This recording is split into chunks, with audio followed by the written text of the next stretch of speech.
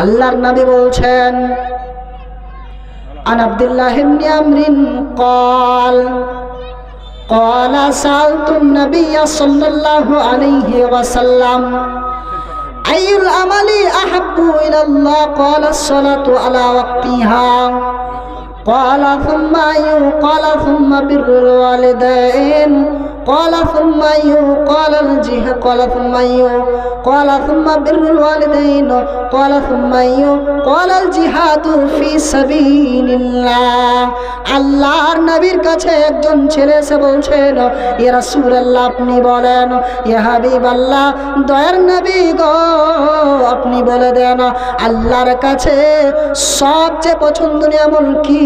তো নবীজি বললেন ক্বালাস সালাতু আলা ওয়াক্তিহা সঠিক সময়ে নামাজ পড়া।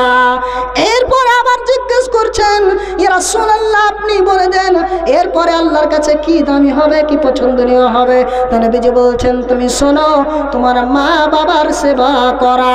অন্য হাদিসে রয়েছেন একজন ছেলে এসে আল্লাহর রাসূলকে জিজ্ঞেস করেছেন ইয়া রাসূলুল্লাহ দয়ার নবী গো আপনি বলে দেন আমি কি জিহাদ করতে যাব, আমি কি এখন জিহাদ করব?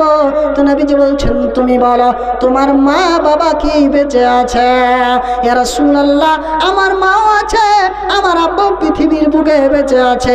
আল্লাহর নবী বলছেন না না না তোমাকে জিহাদ করতে হবে না, তুমি চলে যাও, তুমি বাড়ি ফিরে যাও, তুমি তোমার মায়ের সেবা করো, তুমি তোমার আব্বার সেবা করো, তুমি আল্লাহর জান্নাত পেয়ে যাবে।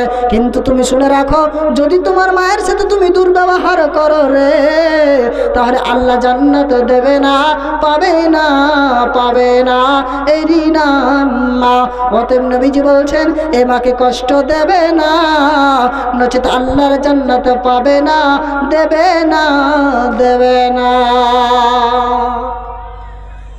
যদি তোমার মায়ের সাথে দুর্ব্যবহার করো বিশ্বনবী বলছেন জান্নাত পাওয়া যাবে না। তাহলে যে কোনো আমরা বুঝতে পারছি যে কোনো মূল্যে পিতা মাতাকে ভালো বাঁচতে হবে, রাস্তা নয়। জি কেন? আল্লাহ নবী সাল্লাল্লাহু আলাইহি ওয়াসাল্লাম তিনি বলছেন, আল্লাহ নবী বলছেন যে আল্লাহকে যদি তোমরা রাজি করতে চাও তাহলে তোমরা আগে পিতা মাতাকে ভালোবাসো। কারণ যার উপরে তার পিতামাতা ভালো থাকবে মানে রাজি থাকবে স্বয়ং আল্লাহও রাজি থাকবে। আর যার উপরে তার পিতামাতাই রাজি নাই আল্লাহ নবী বলছেন তার উপরে আল্লাহও রাজি হবে না। তাহলে মেন গেটটা কিন্তু আপনার এখানে পড়ে গেল। তাহলে আল্লাহকে রাজি করতে হলে শর্ত কি? যে পিতামাতাকে আপনাকে রাজি করতে হবে, তবে আল্লাহ রাজি হবে। আর পিতামাতাকে যদি আপনি রাজি করতে না পারেন, গালি দেন, মারেন, খেতে দেন না, আপনি মাছ মাংস খাচ্ছেন, আপনার মা বিছানায় পড়ে আছে খবর নাই, তাহলে আপনি মনে ভাবেন না আমি তাহাজ্জুদ পড়ছি রাত 12টার পর আর জান্নাত আমার জন্য জিনা, সম্ভব নয়।